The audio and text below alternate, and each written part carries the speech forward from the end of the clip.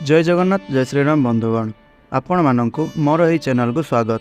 बंधुगण शनिवार दिन आपण घर यही जगार फोपाड़ी दिंतु 5टी गोलमरीच आपण जीवन में चलुवा समस्त समस्या गुड़िकर समाधान हो आउ आपण जीवन में चलुवा समस्त समस्या कष्टर हो अंत। यह सहित आपण प्रभु शनिदेवंकर अपार कृपा प्राप्ति हेब। तांको कृपारु आपण जीवन में सबुकिछि शुभमय हेब। धन जनित समस्त प्रकार समस्या गुड़िक आपण जीवन दूरे जीव। तेबे आपण माने जदि चाहूछंती आपण जीवन में चलुवा समस्त समस्या गुड़िकर समाधान हो जाऊ आउ आपण को शनिदेवंकर कृपा प्राप्त हो, यह सहित आपणकर दुर्भाग्य सौभाग्य परिणत हो जाऊ, तेबे आपण केवल यही 5टी गोलमरीचर यही उपायटी को आपण पालन करनियंतु। यह द्वारा आपणकर दुर्भाग्य सौभाग्य परिणत हो आउ आपणको प्रत्येक कार्य सफलता प्राप्त हेब। आमर धर्मशास्त्र एवं ज्योतिष शास्त्र रे वर्णना करा जायछि जे एही गोलमरीच प्रभु शनिदेवंकर कारक वस्तु अटे। जदि आपणको कुंडली रे शनि दोष रहिछि आउ आपणको गृह रे वास्तु दोष रहिछि, आपणको कौनसी प्रकार रोग संपूर्ण मात्रा रे घेरी रहि जाइछि जहा कबलरू आपण रक्षा पाइबारु नाहांती आउ आपणको जीवन रे धन जनित समस्या गुड़िक शेष हेउ नाही। सदा सर्वदा धन जनित समस्या आपण चिंतित रहउछंती। जेते अर्थ आपण रोजगार कले मध्य ताहा कौनसी ना कौनसी बाटरे आपणकर खर्च हो जाउछि एवं आपणकर व्यापार वाणिज्य रे मध्य आपणको केवल केवल क्षतिर सामना करने को पड़ुछि। तेबे एही सबुर कारण होई पारे आपणको कुंडली रे थिबा शनि ग्रहंकर खराब स्थिति। हुए तो आपण शनिदेवंकर 7.5 शनि अढ़ई एवं शनिदेवंकर कूपर शिकार हो सारी एवं शनिदेव को नहीं कौनसी प्रकार समस्या रे गति करुछंती, जहाद्वारा आपणक जीवन में आपणको एही भली किछि समस्या गुड़िकर सामना करबा पई पड़ुअछि। तेबे एही भली परिस्थिति रे जदि आपण एही शनिवार दिन आपण गोलमरीचर एही भली किछि उपाय को करि नेउछंती, तेबे बंधुगण यह मानि रखंतु आपणको एही भली किछि सबु समस्यारू आपणको निश्चिंत भाव में मुक्ति मिल जिवो। बंधुगण आपण माने तो यह निश्चय भाव में जानिथिबे जे बिना परिश्रम रे आपणको कौनसी भी फल प्राप्ति होई न थाए। मात्र बेले बेले आम जीवन में मध्य एपरि किछि चमत्कार घटी थाए जेतेबेले आमको बिना परिश्रम रे मध्य किछि फल प्राप्ति होई थाए। तेबे आपण माने मध्य जदि एपरि किछि चाहुछंती जे आपणको जीवन रे भी एमिति किछि चमत्कार घटू, तेबे आपण माने निश्चिंत भाव में एही शनिवार दिन आपण एही 7टी गोलमरीचर उपाय को निश्चय भाव में करिनियंतु एवं आपण निश्चय भाव में एही उपायटी को करि सारिबा परे आपण एहा अनुभव करिवे कि आपणको जीवन में एक सकारात्मक एवं चमत्कारी परिवर्तन हो सारी।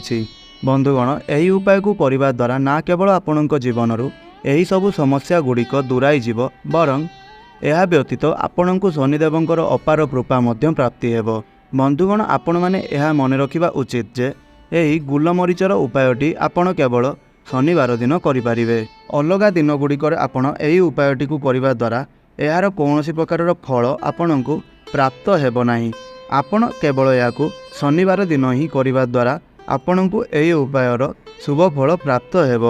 बंधुगण आपण मानक जीवन में जेकोसी प्रकार भी समस्या आपणक जीवन में चली थाउ बा आपणकर जेकोसी प्रकार मनस्कामना रही थाउ ताहा शनिदेव आपणकर पूरण करिपारिबे। कारण आपण माने जानिथिबे जे केवल दुनिया में शनिदेव हेउचंती एपरि एक देवता जी कि आमको आमर कर्म आधार रे आमको दंड प्रदान करिथांती बा आमको आमर कर्मर फल प्रदान करिथांती।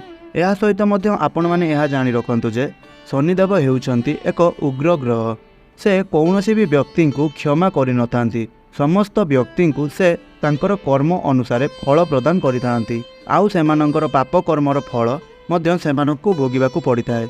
से प्रत्येक व्यक्तिंकर कर्म अनुसार निश्चिंत भाव में सेमानंकु दंड प्रदान करिथांती एवं सही दंड समाप्त हेबा पर्यंत ताकु बा सही व्यक्ति को केही भी मुक्त करिपारि नथांती। मात्र जेउ व्यक्तिंकर कुंडली रे शनि ग्रह उच्च स्थिति रे रही थांती, शुभ फल प्रदान करिथांती, सही व्यक्ति तांको जीवन में अनेक क्षेत्र में सफलता लाभ करिथांती, समाज रे उच्च प्रशंसित एवं उच्च प्रतिष्ठित मध्य होइथांती एवं जो व्यक्ति को शनिदेवंकर कृपा प्राप्ति होता है सही व्यक्ति को सफलता प्राप्त कराइबारु केही भी अटकाई पारि नथांती।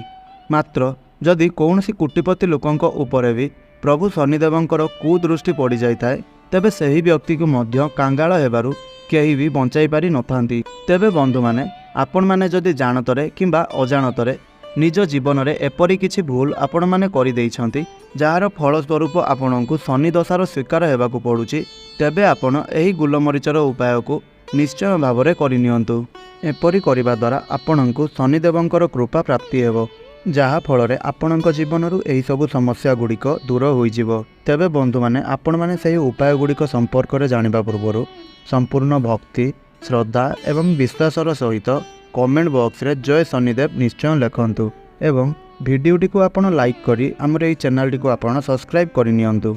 मात्र बंधु माने आपण एही उपायटी को करबा पूर्वरु एही कथार आपण मन रखिबा उचित जे एही उपायटी आपणको सेतेबेले लाभ प्रदान करिवो जेतेबेले आपण एही उपायटी को नियम पूर्वक पालन करिवे।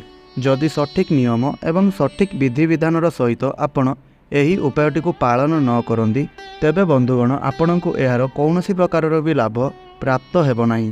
तेबे बंधु माने प्रथम उपायटी हेउछि धनजनित समस्यारू मुक्ति पाइबा पई बा आपणकर जदि धनजनित कौनसी प्रकारर समस्या रही अछि सही समस्यारू आपण केमिति मुक्ति पाइबे ताहा पई एही उपाय। तो बंधु माने जदि आपण ऋण करजर भार बुड़ी हुई रहिछंती किंबा आपणकर आय कम हेउछि किंबा आपण धन संचय करिबारे समर्थ होई पारु नाहंती तेबे एही सबु समस्यार समाधान करिबा पई आपणको एही उपायटी निश्चय भाव में लाभ प्रदान करिवो। तेबे सेथिपई आपणको एही उपायटी को 3टी शनिवार पर्यंत करिवार अछि। 3टी शनिवार आपण एही उपायटी को कला परे तापरे एहार प्रभाव आपण निश्चय अनुभव करिपारिबे। तेबे सेथिपई आपण शनिवार दिन सूर्यास्त परे कौनसी शनि मंदिर को जांतु एवं माटीर किंबा पितलर दीपरे आपण सोरिष तेलरे आपण पूर्व दिग को मुख करी शनिदेवंकर सम्मुखरे एक दीप जलांतु। तापरे शनिदेवंक सम्मुखरे नतमस्तक होई आपण 11 थर शनि चालीसार पाठ करंतु। तापरे आपण जेतेबेले 11 थर शनि चालीसार पाठ करि सारिबे आपण 3टी गोलमरीच को सही जलुथबा दीप मझिरे रखिदेबे। आपणको एही उपायटी को 3टी शनिवार पर्यंत करिवार अछि। 3टी शनिवार आपण एही उपायटी को करि सारिबा परे आपणको शनिदेवंकर सही कृपा प्राप्ति हेबो जेउ कृपा बल आपणको जीवन में चलीथिबा एही भली समस्या गुड़िकर समाधान होइजिवो।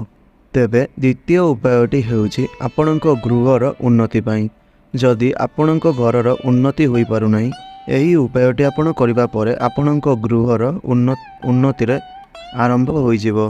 बंधु माने जदि गृहरे कौनसी नकारात्मक शक्तिर बास होइथाय किंबा आपणकर घरे कौनसी प्रकारर वास्तु दोष रही थाए तेबे सेहिठारे कदापि भी उन्नति होई पारि नथाए। तेबे आपण जदि एही उपायटी को पालन करूछंती आपणक घरर नकारात्मक ऊर्जा गुड़िक सकारात्मक ऊर्जा परिणत हो जाए एवं वास्तु दोष गुड़िक मध्य दूर हो जाए जहा फल आपणक घर पई उन्नति रे बाधा साजुथिबा जिनिष गुड़िक गुंचिबा फल आपणक गृहर उन्नति मध्य होइथाए। तेबे सेथिपई प्रत्येक शनिवार दिन आपण एही उपायटी पालन करिवार अछि। शनिवार दिन सूर्यास्त परे आपणकर गृहर मुख्य द्वार उपरे एक सोरिष तेलर दीप जालिबार अछि। आउ दीप जालिबा समय आपण जय शनिदेव कही दीपटी को जालंतु। आउ सेही दीपरे आपण गोटे गोलमरीच पकाई दियंतु। एपरी करिबा द्वारा आपणक गृहरु समस्त नकारात्मक शक्ति गुड़िक दूर हो जाए एवं आपणको शनिदेवंकर कृपा प्राप्त होता है जहा फल आपणकर गृह धीरे धीरे उन्नति हेबाकु लागि थाए। तेबे तृतीय उपायटी हेउछि शनि दशारू मुक्ति पाइबा पई। बंधु माने आपण माने मन रखिबा उचित जे आपण माने केबे भी शनि दशारू मुक्ति पाइ परिबे नाही। मात्र आपण एही शनि दशार प्रकोप को किछि मात्रा रे एही उपाय करिकि आपण कमाई देई पारिबे। जदि कौनसी व्यक्ति उपरे शनि 7.5 किंबा शनि 2.5 चली तेबे तांकु सही दशार प्रकोप निश्चिंत भाव में भोग करने को पड़ो। मात्र यही उपाय माध्यम आपण सही प्रकोप को किछि मात्रा रे कम करने सक्षम हो पारे। तेबे सेथिपाई बंधुगण आपण एक कला रंगर कपड़ाटीए नियंतु। आउ सही कला कपड़ा उपरे आपण 51टी गोलमरीच एवं 11टी 1 टंकिया कॉइन आपण शनिवार दिन सूर्यास्त पर शनि मंदिर को जाई से जो 51टी गोलमरीच एवं 11टी 1 टंकिया कॉइन पुटुळीटी बनाई ତାହାକୁ ନେଇ ଆପଣ ଆପଣଙ୍କର ଘର ପାଖରେ ଥିବା ଶନି ମନ୍ଦିରରେ କାହାକୁ ବି ଦାନ କରିଦିଅନ୍ତୁ। ଯଦି ଆପଣ ପ୍ରତ୍ୟେକ ଶନିବାର ଦିନ ଏହି ଉପାୟଟିକୁ ପାଳନ କରିନିଅନ୍ତି ତେବେ ଆପଣଙ୍କ ଜୀବନରେ ଚାଲୁଥିବା ଶନି ଦଶାର ପ୍ରକୋପ କିଛି ମାତ୍ରାରେ କମିଯିବ। ତେବେ ବନ୍ଧୁମାନେ, ଏବେ ଚତୁର୍ଥ ଉପାୟଟି ହେଉଛି, ଯଦି ଆପଣଙ୍କୁ ବ୍ୟବସାୟରେ ସର୍ବଦା କ୍ଷତିର ସାମ୍ନା କରିବାକୁ ପଡ଼ୁଛି ତେବେ ବ୍ୟବସାୟରେ ଉନ୍ନତି ପାଇଁ ଆପଣଙ୍କୁ ଏହି ଉପାୟଟି ନିଶ୍ଚୟ ଭାବରେ ଲାଭ ପ୍ରଦାନ କରିବ। ତେବେ ବ୍ୟବସାୟରେ କ୍ଷତିର ସାମ୍ନା କରିବାର କିଛି ଗୁଡ଼ିଏ କାରଣ ଅଛି।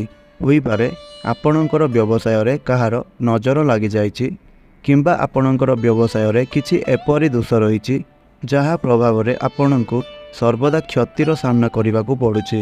ତେବେ ସେଥିପାଇଁ ଆପଣଙ୍କୁ ସୂର୍ଯ୍ୟାସ୍ତ ପରେ ଶନି ମନ୍ଦିରକୁ ଯିବାର ଅଛି। ଆଉ ସେଠାରେ ଆପଣ ଶନିଦେବଙ୍କ ସମ୍ମୁଖରେ ଏକ ସୋରିଷ ତେଲର ଦୀପ ପ୍ରଜ୍ୱଳନ କରନ୍ତୁ। ଆଉ ସେହି ଦୀପରେ ଗୋଟିଏ ଗୋଲମରିଚ ପକାଇ ଦିଅନ୍ତୁ। ତାପରେ ଶନିଦେବଙ୍କର ସମ୍ମୁଖରେ ଆପଣ ଗୋଟିଏ କଳା ରଙ୍ଗର କପଡ଼ା ବିଛାନ୍ତୁ। ସେହି କପଡ଼ା ଉପରେ ଗୋଟାଏ ମୁଠା ଗୋଲମରିଚ, ଗୋଟାଏ 1 ଟଙ୍କିଆ କଏନ୍ ଏବଂ 11ଟି ଲବଙ୍ଗ ରଖନ୍ତୁ। ଆଉ ତାହାକୁ ଏକ ପୁଟୁଳି ବନାଇ ଦିଅନ୍ତୁ। ଏହାକୁ ଆପଣ ଏକ ପୁଟୁଳି ବନାଇ ଦେବା ପରେ ଏହାକୁ ନେଇ ଆପଣଙ୍କର ବ୍ୟବସାୟ ସ୍ଥାନକୁ ଯାଆନ୍ତୁ। ଯେଉଁଠାରେ ଆପଣ ଟଙ୍କା ରଖୁଛନ୍ତି, ପଇସା ଦେବା ନେବା କରୁଛନ୍ତି, ସେହି ସ୍ଥାନରେ ଆପଣ ଏହି ପୁଟୁଳିଟିକୁ ରଖିଦିଅନ୍ତୁ। ଏହିପରି କରିବା ଦ୍ୱାରା ଯଦି ଆପଣଙ୍କର ବ୍ୟବସାୟରେ କାହାର ନଜର ଲାଗିଥାଏ କିମ୍ବା କୌଣସି ପ୍ରକାରର ଦୋଷ ରହିଥାଏ ତେବେ ତାହାର ନିବାରଣ ହୋଇଯାଇଥାଏ ଏବଂ ଆପଣଙ୍କୁ ଆପଣଙ୍କର ବ୍ୟବସାୟରେ ପୁଣି ଥରେ ଲାଭ ପ୍ରାପ୍ତ ହୋଇଥାଏ। ଏବେ ପଞ୍ଚମ ଉପାୟଟି ହେଉଛି, ଯଦି ଆପଣଙ୍କର ଗୃହରେ କୌଣସି ବ୍ୟକ୍ତି ବହୁତ ଦିନ ଧରି ବେମାରରେ ପଡ଼ି ରହିଛନ୍ତି ଆଉ ସେହି ବେମାରୀ ପାଇଁ ଯେତେ ଚିକିତ୍ସା କଲେ ମଧ୍ୟ ସେ ଜମାରୁ ଭଲ ହେଉନାହାନ୍ତି, ତେବେ ସେହି ବେମାରୀରୁ ଭଲ ହେବା ପାଇଁ ଏହି ଉପାୟଟି ଆପଣଙ୍କୁ ନିଶ୍ଚୟ ଭାବରେ ଲାଭ ପ୍ରଦାନ କରିପାରିବ। ଆଉ ଏହି ଉପାୟଟିକୁ ଆପଣଙ୍କୁ ଲଗାତାର 5ଟି ଶନିବାର ପର୍ଯ୍ୟନ୍ତ କରିବାର ଅଛି। ତେବେ ସେଥିପାଇଁ ଆପଣ 11ଟି ଗୋଲମରିଚ ନିଅନ୍ତୁ। ଆଉ ଆପଣଙ୍କର ଯେଉଁ ବ୍ୟକ୍ତି ବେମାରରେ ପଡ଼ିଛନ୍ତି ତାଙ୍କର ଡାହାଣ ହାତରେ ଆପଣ ଏହି 11ଟି ଗୋଲମରିଚକୁ ଦିଅନ୍ତୁ। ଆଉ ତାଙ୍କୁ କୁହନ୍ତୁ, ଡାହାଣରୁ ବାମ ପଟକୁ 7 ଥର ସେହି ଗୋଲମରିଚକୁ ନିଜ ଚାରିପଟେ ବୁଲାଇ ନେବେ ଏବଂ ତାଙ୍କୁ 7ଟି ରୁଟି ମଧ୍ୟ ଦେବେ ଏବଂ ସେହି 7ଟି ରୁଟିକୁ ମଧ୍ୟ ସେ ତାଙ୍କ ନିଜର ବାମରୁ ଡାହାଣ ପଟକୁ ବୁଲାଇ ନେବେ। ତାପରେ ଆପଣ ସେହି ଗୋଲମରିଚକୁ ନେଇ ଆପଣଙ୍କ ମୁଖ୍ୟ ଦ୍ୱାରର 2 ପାଖରେ ଏପଟକୁ ସେପଟକୁ ଫୋପାଡ଼ି ଦେବେ। ଆଉ ସେହି ରୁଟିକୁ ଆପଣ କୌଣସି କଳା କୁକୁରଙ୍କୁ ଖାଇବାକୁ ଦେଇଦେବେ। ଏହି ଉପାୟଟିକୁ ଆପଣଙ୍କର ସୁବିଧା ଅନୁସାରେ ଦିନ ସମୟରେ ହେଉ କିମ୍ବା ରାତି ସମୟରେ ହେଉ ଆପଣ କରିପାରିବେ ଏବଂ ଆପଣଙ୍କୁ ଏହି ଉପାୟଟି 5ଟି ଶନିବାର ପର୍ଯ୍ୟନ୍ତ କରିବାର ଅଛି। 5ଟି ଶନିବାର ପର୍ଯ୍ୟନ୍ତ ଆପଣ ଏହି ଉପାୟଟିକୁ କରିବା ପରେ ଆପଣ ସେହି ବ୍ୟକ୍ତିଙ୍କର ସ୍ୱାସ୍ଥ୍ୟରେ ନିଶ୍ଚୟ କିଛି ନା କିଛି ପରିବର୍ତ୍ତନ ଦେଖିପାରିବେ। ତେବେ ବନ୍ଧୁମାନେ, ଆପଣମାନେ ଜାଣନ୍ତି ଯେ ଶନିଦେବ ହେଉଛନ୍ତି ନ୍ୟାୟର ଦେବତା। ସେଥିପାଇଁ ଆପଣ ସବୁବେଳେ ଚେଷ୍ଟା କରନ୍ତୁ ନ୍ୟାୟ ଏବଂ ସତ୍ର ସାଥ ଦେବା ପାଇଁ। କାରଣ ଆପଣ ଯଦି ନ୍ୟାୟରେ ଥିବେ, ଆପଣ ଯଦି ସତ୍ ପଥରେ ଥିବେ ଆଉ ସଦାସର୍ବଦା ସତ୍ କାର୍ଯ୍ୟ ସବୁ କରୁଥିବେ, ତେବେ ଆପଣଙ୍କ ଉପରେ ଶନିଦେବ ନିଶ୍ଚୟ ଭାବରେ କୃପା କରିବେ।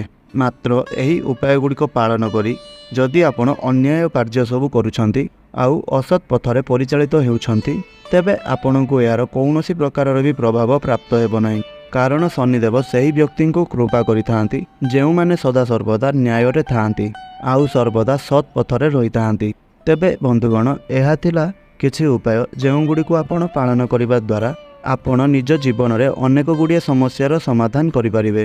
ତେବେ ବନ୍ଧୁମାନେ, ମୋର ଏହି ଭିଡ଼ିଓଟି ଯଦି ଆପଣମାନଙ୍କୁ ଭଲ ଲାଗିଥାଏ ତେବେ ଆପଣମାନେ ନିଶ୍ଚୟ ଭିଡ଼ିଓଟିକୁ ଲାଇକ୍ କରି ଚ୍ୟାନେଲଟିକୁ ସବସ୍କ୍ରାଇବ୍ କରିନେବେ ଏବଂ କମେଣ୍ଟ ବକ୍ସରେ ଜୟ ଶନିଦେବ, ଜୟ ଶନି ମହାରାଜ ଅବଶ୍ୟ ଲେଖିବେ। ଆଉ ଭିଡ଼ିଓଟିକୁ ଶେଷ ପର୍ଯ୍ୟନ୍ତ ଦେଖିଥିବାରୁ ଆପଣମାନଙ୍କୁ ବହୁତ ବହୁତ ଧନ୍ୟବାଦ। ଜୟ ଶ୍ରୀରାମ, ଜୟ ଜଗନ୍ନାଥ।